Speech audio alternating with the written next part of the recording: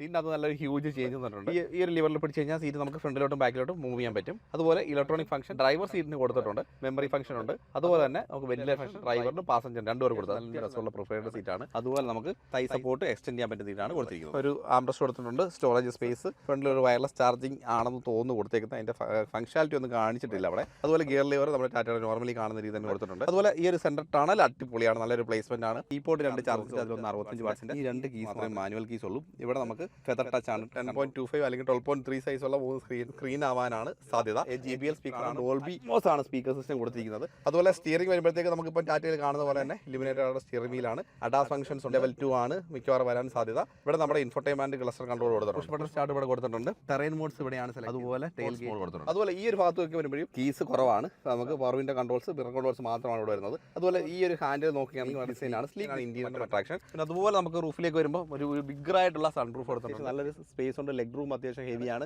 3 passenger adjustable ആയിട്ട് തന്നെ കൊടുത്തിട്ടുണ്ട്. സീറ്റിന്റെ പൊസിഷനിങ്ങിലും വളരെ നല്ല രസകരമായിട്ടുണ്ട്. എയർ ബാഗ് ബേസ് വേരിയന്റ് തൊട്ട് തന്നെ 6 കാണാനാണ് സാധ്യത. ചാർജിംഗ് സോക്കറ്റ് ഇപ്പോഴാണ് രണ്ടും. 5 ഒരു നോർമലും AC വെന്റ് കൊടുത്തിട്ടുണ്ട്. അതുപോലെ ബാക്കിലെ സീറ്റ് ഡിസൈൻ വളരെ പ്രീമിയം ആയിട്ട് തന്നെയാണ്.